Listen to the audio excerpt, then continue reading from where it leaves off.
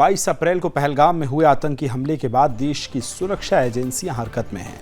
दक्षिण कश्मीर में अनंतनाग जिले में सुरक्षा बलों ने आतंकी नेटवर्क के खिलाफ बड़ा तलाशी अभियान शुरू कर दिया है। सेना, जम्मू कश्मीर पुलिस और अर्धसैनिक बल सब जो हैं मिलकर संदिग्ध ठिकानों पर कार्रवाई कर रहे हैं। थल सेना प्रमुख ने विक्टर फोर्स मुख्यालय और श्रीनगर स्थित 15 कॉर्प्स का दौरा किया, हालात की समीक्षा की और उपराज्यपाल व पुलिस महानिदेशक से मुलाकात की। गृह मंत्री अमित शाह ने सख्त रुख अपनाते हुए सभी को राज्यों को पाकिस्तानी नागरिकों की पहचान कर उन्हें देश से बाहर निकालने के निर्देश दिए। भारत पाक सीमा पूरी तरह से सील कर दी गई। सुचेतगढ़ की ऑक्ट्रॉय पोस्ट पर आम आवाजाही पर रोक लगा दी गई। देश आतंक के खिलाफ निर्णायक लड़ाई के लिए अब पूरी तरह से तैयार है।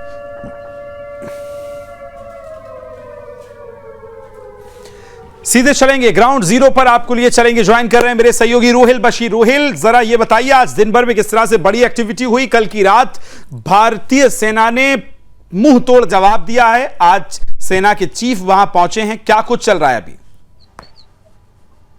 बिल्कुल विकास, जिस तरीके से आज सुबह से ही लगातार जो है सुरक्षा बल के जवान एक्टिव मोड में नजर आ रहे हैं। आज सुबह ही सबसे बड़ी कार्रवाई जो है दक्षिण कश्मीर के अनंतनाग के गुरी इलाके में की गई और उसके बाद त्राल इलाके में की गई, जहां पर जो 2 आतंकवादी इस पहलगाम बाईसारन आतंकी हमले में मुलविस थे, दोनों आतंकियों के घरों को पूरी तरीके से डिमोलिश कर दिया गया और वहां पर पूरी तरीके से बड़ी कार्रवाई को सुरक्षा बल के जवानों ने अंजाम दिया। उसके बाद army chief general Upendra Dwivedi Srinagar पहुंचे। श्रीनगर में उन्होंने एक हाई लेवल बैठक सेना के अधिकारियों से की और उसके बाद उन्होंने एलजी मनोज सिन्हा से मुलाकात की और साथ ही साथ जम्मू कश्मीर पुलिस के डीजीपी नीलेंद्र प्रभात से भी उन्होंने मुलाकात की।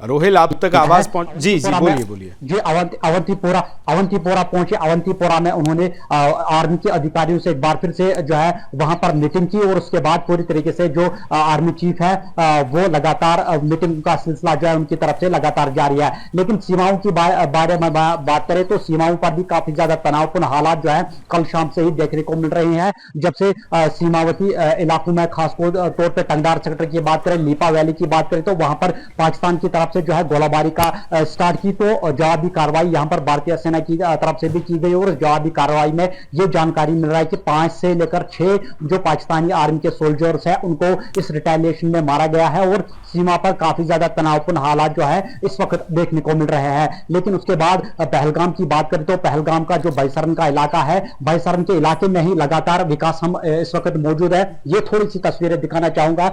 पिछले 4 दिनों से सुदर्शन टीवी लगातार ग्राउंड जीरो पे मौजूद है पहलगाम के बाईसारन इलाके में। ये बाईसारन का इलाका है और मात्र जिस जगह पे हम खड़े हैं यहां से सिर्फ 500 मीटर जो है बाईसारन का इलाका जो है मौजूद है, क्योंकि वहां पर सुरक्षा एजेंसी की तरफ से बहुत बड़ा ऑपरेशन तब से ही लगातार चलाया जा रहा है। इस वजह से अंदर जो है बाईसारन के अंदर उस पार्क में जाने की अनुमति नहीं दी जा रही है। लेकिन सुदर्शन न्यूज़ पल पल की जानकारी जो है अपने दर्शकों को जो पहुंचाता जा रहा है। पिछले 4 दिनों से यहां पर भी पूरी तरीके से सटीक रिपोर्टिंग में लगा हुआ है। बिल्कुल, पॉइंट टेकन। रोहिल, जरा ये बताइए कि ये जो कार्रवाई की गई है, जो पाकिस्तान के समर्थित आतंकवादी इस देश में थे, अभी जहां बुलडोजर चले, उनके घर गिराए गए हैं, अब क्या ऐसे लोगों को और चिन्हित किया जा रहा है? और सेना प्रमुख वहां पहुंचे हैं, अभी तक उन्होंने क्या क्या किया और आगे का क्या प्लान है? देखिए, सेना प्रमुख लगातार इस वक्त जो है कश्मीर घाटी में ही मौजूद है, श्रीनगर में मौजूद है और जानकारी ये मिल रही है कि शायद वो उनका जो बाईसारन जाने का जो प्लान है फिलहाल के लिए रोक दिया गया है।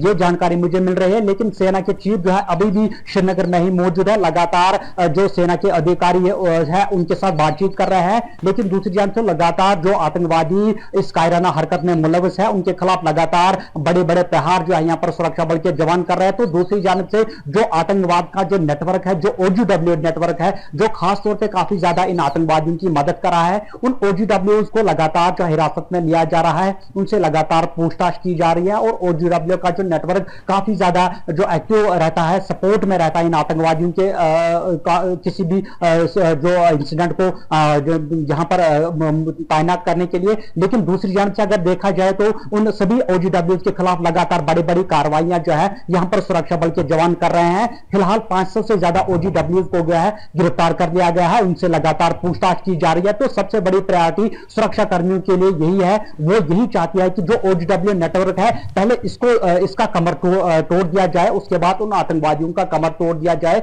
जिन्होंने इस कायराना हरकत को बाईसरन के इलाके में जो अंजाम दिया है। लेकिन बाईसरन के इस इलाके की बात करें, विकास अभी भी लगातार सर्च ऑपरेशन में तेजी लाई जा रही है। चौपोर्स का इस्तेमाल किया जा रहा है, आधुनिक तकनीक का भरपूर तरीके से इस्तेमाल किया जाता है और लगातार ये कोशिशें की जा रही है कि सभी जितने भी आतंकवादी इस कायराना हरकत में मुलव्वस है उन सभी को ढूंढ निकालकर न्यूट्रलाइज किया जाए। फिलहाल अभी तक कोई बड़ी सफलता नहीं मिली है, लेकिन लगातार सर्च ऑपरेशन इन जंगल वाले इलाकों में सिक्योरिटी फोर्सेस की तरफ से लगातार जारी है और कई एक ऐसे इलाके हैं जहां पर इस वक्त भी सर्च ऑपरेशन बड़े पैमाने पर जारी है। विकास रोहिल, ठीक है, जरा ये भी बताइए कि ये जो पहलगाम में हुआ उसके बाद कश्मीर में जो पर्यटक पहुंचे थे, देखिए निश्चित तौर पर कमी आई होगी चूंकि एक डर का माहौल भी बना था। अभी वहां के जो आम बाशिंदे हैं उनके बीच किस तरह की चर्चाएं चल रही हैं, वहां भी क्या नजर आ रहा है?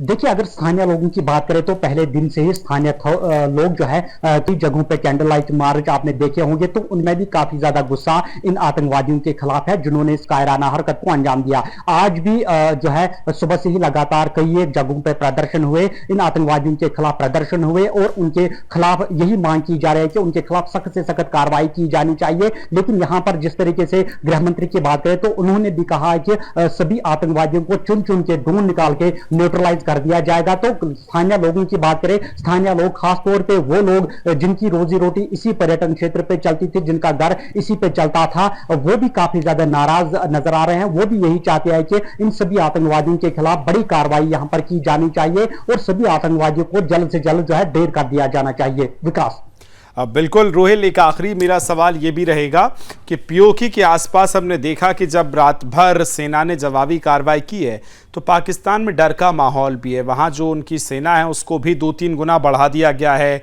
सतर्कता बढ़ाई गई है, हाई अलर्ट मोड पर रखा गया है। ऐसे में वहाँ से अगर कोई हमला होता है या तमाम चीज़ें और देखने को मिलती हैं, उसके लिए सेना कितनी तैयार है? इस तरह की कोई जानकारी आई हो आप तक कि क्या कुछ अभी चल रहा है, कहाँ सक्रियता ज़्यादा बढ़ाई गई है, किस बॉर्डर के इलाके में, ये अगर जानकारी भी दे पाए रोहिल। देखिए, सीमावर्ती इलाकों की बात करें तो वहां पर जो है पिछले 3 दिनों से ही लगातार जो है अलर्ट मोड पे सिक्योरिटी फोर्सेस को रखा गया है, भारतीय सेना BSF के जवानों को रखा गया है। लेकिन पाकिस्तान लगातार जो है अपनी नापाक साजिश जो है कल शाम से ही जारी रखा हुआ है। चाहे लेपा वैली की बात करें जो सीमावर्ती इलाका है, LOC का सेक्टर है, उसके बाद अगर टंगदार सेक्टर की बात करें जहां पर यह नापाक साजिश उनकी तरफ से सीज फायर का उल्लंघन किया गया है, तो वहां पर लगातार जो है अलर्ट मोड पे यहां पर भारतीय सेना के जवान नजर आ रहे हैं। और अगर कोई भी कोशिश यहां पर पाकिस्तान की तरफ से की जाती है तो उनको भरपूर तरीके से जवाब यहां पर भारतीय सेना के जवान दे रहे हैं। वही अगर बात करें कल रात को जिस तरीके से उन्होंने यहां पर गोलाबारी शुरू की लेपा वैली और टंगदार सेक्टर में, उस गोलाबारी का भरपूर तरीके से जवाब दिया जाए। और मेरे सूत्रों ने मुझे जानकारी दी है कि उस रिटेलिएशन में भारतीय सेना ने उनके कई पोस्ट्स को तबाह किया।